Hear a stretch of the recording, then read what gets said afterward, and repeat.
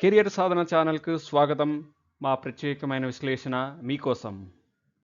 Andhra Pradesh state finance corporation 30 assistant మేనేజర్ల vacancies release చేశారు. అది కాంట్రాక్ట్ బేస్ మీద. ఆన్లైన్ రిజిస్ట్రేషన్ 12 మార్చ్ స్టార్ట్ అయింది. క్లోజింగ్ డేట్ వచ్చేసరికి 11th ఏప్రిల్. ఆన్లైన్ టెస్ట్ మేలో జరిగింది. దీని అప్లికేషన్ ఫీజు వచ్చేసరికి జనరల్ అండ్ బీసీ కేటగిరీ వారికి రూ. 590, ఎస్సీ ఎస్టీ కేటగిరీ వారికి రూ. 354.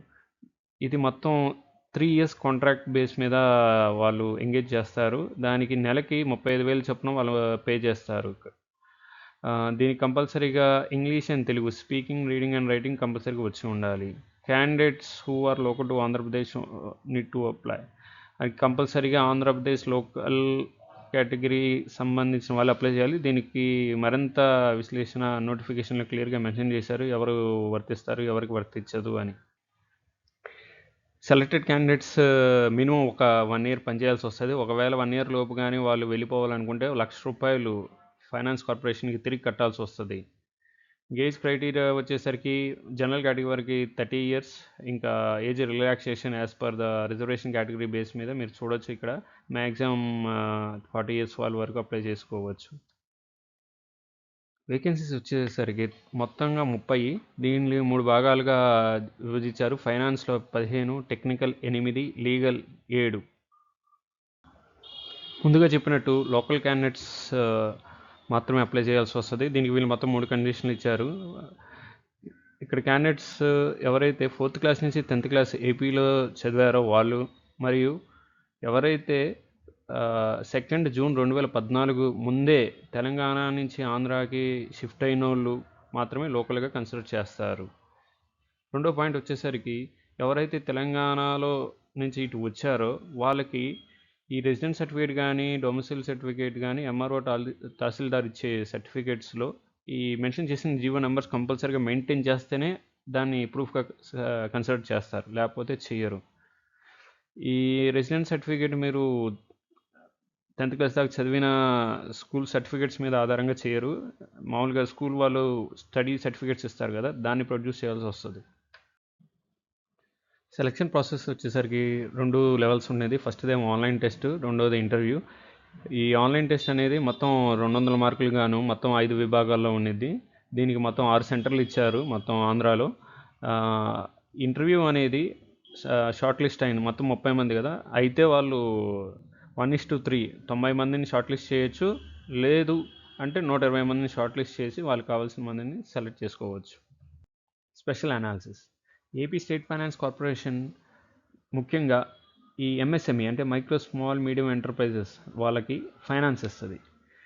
ఈ రిక్రూట్మెంట్ పరంగా ఆలోచిస్తే వాళ్ళకి ముఖ్యంగా 3 విభాగాల్లో పోస్టులకి రిలీజ్ చేశారు కాబట్టి లీగల్, ఇంజనీరింగ్ డిపార్ట్మెంట్, ఫైనాన్స్ డిపార్ట్మెంట్లో కావాల్సి వస్తుంది. అందుకని మనం ఇంతవరకు ఎడ్యుకేషన్ క్వాలిఫికేషన్ ముందు డిస్కస్ చేసుకోలేదు. ఇప్పుడు దాన్ని క్లియర్గా చూద్దాం.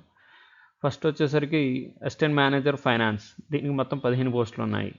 దీనికి మినిమం క్వాలిఫికేషన్ వచ్చేసరికి సిఏ ఇంటర్ పాస్ అయి ఉండాలి, లేదా సిఎంఏ ఇంటర్ పాస్ అయి ఉండాలి, ఎంబీఏ ఫైనాన్స్ కానీ, లేదా PGDM finance from any reputed B school అంటే బిజినెస్ ఏదన్నా రెప్యూటెడ్ బిజినెస్ స్కూల్ నుంచి కంప్లీట్ చేసి అయి ఉండాలి. మినిమం 60% అంటే ఫస్ట్ క్లాస్ వచ్చి ఉండాలి.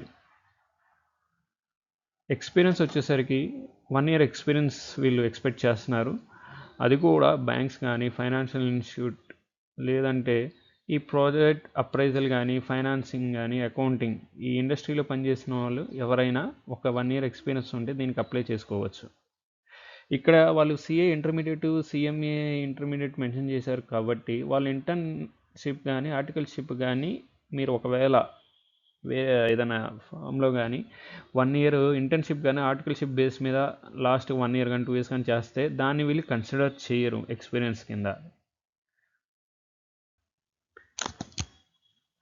అంటే ఈ ఎడ్యుకేషన్ క్వాలిఫికేషన్ ఎక్స్పీరియన్స్ అంటే వీళ్ళు ఎంబీఏ ఫైనాన్స్ చేసి, లేదా బీకామ్ చేసి, సిఏ ఇంటర్మీడియట్ కానీ, సిఎంఏ ఇంటర్మీడియట్ కానీ పాస్ అయిన వాళ్ళు ఏదన్నా ఫైనాన్స్ కంపెనీల్లో కానీ, అంటే ఒక బ్యాంక్లో క్లర్కల్ లెవెల్లో కానీ పనిచేస్తూ, ఏదన్నా క్రెడిట్ డిపార్ట్మెంట్లో పనిచేసే వాళ్ళు, అలాంటి వాళ్ళు కోసం వీళ్ళు స్పెసిఫిక్గా చూస్తున్నారు.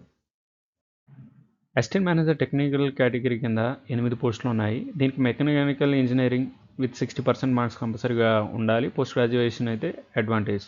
ఇక్కడ కూడా 1 ఇయర్ ఎక్స్పీరియన్స్ అడుగుతున్నారు. బ్యాంకులు కానీ ఫైనాన్స్ ఇన్స్టిట్యూట్లు కానీ లేదు ఈ ప్రాజెక్ట్ అప్రైజల్, ఫైనాన్సింగ్ కానీ, టెక్నికల్ ఫిజిబిలిటీ స్టడీ, ఏదన్నా మీ ఇండస్ట్రీ మెకానికల్ పాస్ అయ్యి తర్వాత ఏదన్నా ఈ ప్లాంట్ అండ్ మిషనరీ దాంట్లో కానీ ఏదైనా దాంట్లో పనిచేసే వాళ్ళు ఉంటే దాన్ని కూడా ఇక్కడ కన్సిడర్ చేస్తారు. వాళ్ళు కూడా అప్లై చేసుకోవచ్చు. మూడో కేటగిరీ అసిస్టెంట్ మేనేజర్ లా. ఇక్కడ మీకు తెలిసింది ఇది మినిమం లా డిగ్రీ కానీ ఏదైనా లేకపోతే ఈ law graduate who has a 5 year integrated course with minimum 50% ఈ ఎడ్యుకేషన్ క్వాలిఫికేషన్ వచ్చి ఉండాలి. ఇక్కడ ఎక్స్పీరియన్స్ వచ్చేసరికి కంపల్సరీగా 2 ఇయర్స్ మీరు ప్రాక్టీస్ చేస్తున్న హైకోర్టులో కానీ డిస్ట్రిక్ట్ కోర్ట్ కానీ లోయర్ కోర్ట్స్లో ఏదైనా పనిచేసిన కంపల్సరీ కావాలి. అది కాకుండా మీరు ఏదైనా లా ఆఫీసర్గా ఏదైనా బ్యాంక్లో ఫైనాన్షియల్ పని చేస్తే వాళ్ళకి ఎక్కువ అడ్వాంటేజ్.